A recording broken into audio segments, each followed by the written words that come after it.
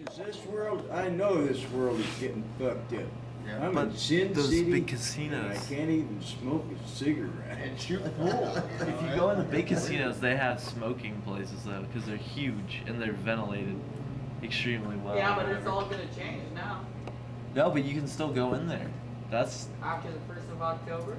Oh well, yeah.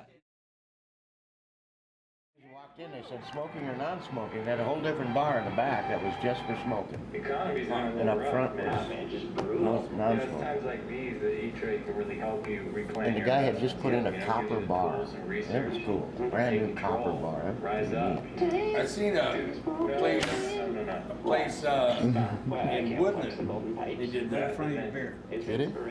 Ooh, nice chair. I'm going to tell you non-smokers something right now that I know for a fact you don't know, and I delight in telling my brothers things they don't know, particularly when they're true, which this is. Ready? Non-smokers. Ready? Drum roll.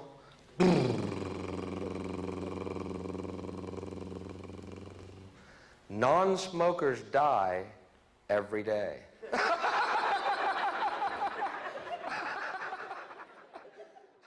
Smoking itself causes not just lung cancer, it causes heart disease.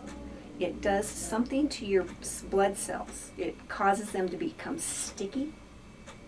And if you know what tar is, nicotine and the tar that are in cigarettes, it does the similar thing to your lungs. It does it to your blood cells, makes them sticky so they cling together.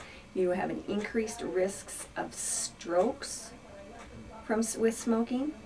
You have heart disease because of all that. You have increased risk of asthma, emphysema, bronchitis, all these respiratory diseases that go along with smoking. That is my big fear in life, doing smoking jokes in my act, you know, then showing up 5 years from now. Good evening, everybody.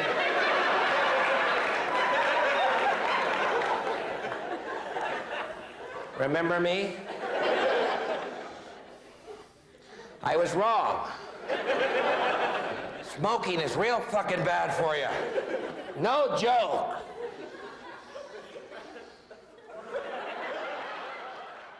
Secondhand smoke is avoidable if you're not forced to be in an area where people are smoking. Well, I think of people who are non-smokers that are working in like a casino or in a bar, and they're exposed to all this smoke that's in a room.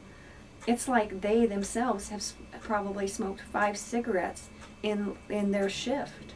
You know, if they work an 8-hour shift and they're in a room full of cigarette smoke, it's like they themselves have smoked 5 cigarettes, and yet they don't smoke. So it puts them at a big health risk. It's a shame it's that secondary smoke that stinks so bad, because the stuff we're sucking up is fucking great, man. Steak and potatoes. Lobster. The reason the MTA went into or decided to support the Non-Smoking Act, or the Act in 2005, the reason they wanted to support that was because they had done polls, I think the AMA had done polls, and they decided that the state of Montanans would vote for non-smoking in public buildings, and it would pass hands down. The MTA wanted to get out in front of that, slow things down for their businesses, and that's why they did it. The bar owners of Elmwood, they knew when this law was enacted that they were given an exemption to allow smoking in their bars until October 1st of this year. They've all known it. It's not like we snuck it in on them under the, you know, it went through legislature. Yes, the people voted on yes. it. It went through our legislature. So it was, enacted through you and I and the votes of the people. So, it's not that somebody snuck it in on the back door and all of a sudden it's here. It's been a long time coming. Definitely. Yeah. These people have eliminated the most profitable piece of my business, that being the liquor, okay? because the margins on alcohol are way better than the margins on food. With food, you have utility bills. Oh, by the way, cap and trade is coming. Obama will see to that. You have minimum wage. It keeps climbing. These are tipped employees. There's no tip credit in Montana. Food costs just skyrocket when fuel goes up, and we know what's happening there. I mean, we saw $4 a gallon gasoline last year. I know a lot of bars do serve food, but they have to, they have on their annual taxes, you know, when they do their taxes and stuff, they have to, you know, distinguish how much of their revenue comes from from the alcohol, how much comes from the food, and if their food exceeds the alcohol, you know, they're not supposed to be allowing smoking in that business. Food is 80% of the work and 20% of the profit. It's so much easier, like the little bar we're sitting in right now, it's so much easier to put one employee behind the bar and let them go to work, and the product isn't perishable. If you have somebody you can trust, you just make money. It's okay. Everybody's happy. Well, I like being outside, and I like smoking. So the two go well together. I feel like being outside is better for my longevity than smoking, which is, I feel like it might be wearing down on me. I'm no spring chicken.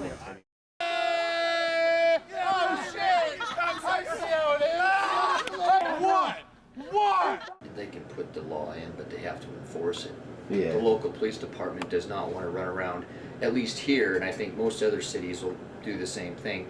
They do not want to run around issuing people tickets for smoking too close to a door. Yeah. I mean, it may be law, but it won't be something that I really have to worry about because it's outside my doors, and then it becomes like jaywalking. Yeah. You know, it's illegal, but who's writing you a ticket?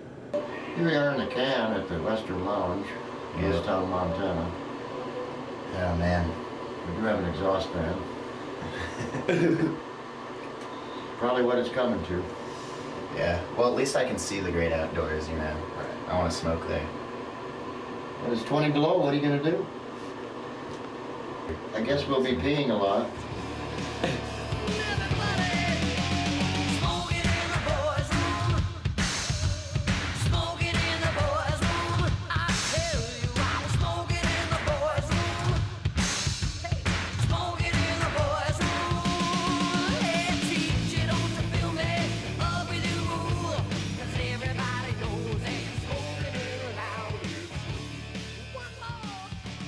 I'm going to give you guys this flyer and you can take pictures of it or wherever, but I'll hold it up, but it doesn't really matter. That is the HRDC ad, which is obviously they're government funded. Health and Human Resources Development Council, something like that. Anyway, HRDC invites you to help us celebrate smoke-free Montana. And they're going to do this on October 1st, when all public businesses and workplaces in Montana will be smoke-free between 3 and 5 p.m. They're going to have cake, coffee, and a good time. I'm doing a celebration. Cool. Yeah. We're doing a celebration on Wednesday. Oh yeah, we read about that. Yeah, I was on the radio Monday. Yeah. Had a live interview with them, and we're going to be down at the Council on Aging's community center here in town from 3 to 5 on Wednesday, which is the 30th. And I've got a cake ordered, and I've got coffee and ice cream, and we've got a couple people that are going to come in and do some music for us. And I saw that, so then I did this thing. Western Lounge presents Smoke 'em If You Got 'em. And Big Brother has spoken, Smoke-Free Montana is upon us. That Smoke-Free Montana is their turn. In the name of safety, we kiss another civil liberty goodbye. So we're celebrating it by offering happy hour prices from September 23rd to September 30th. Happy hour prices open and close. Just show us your cigarettes.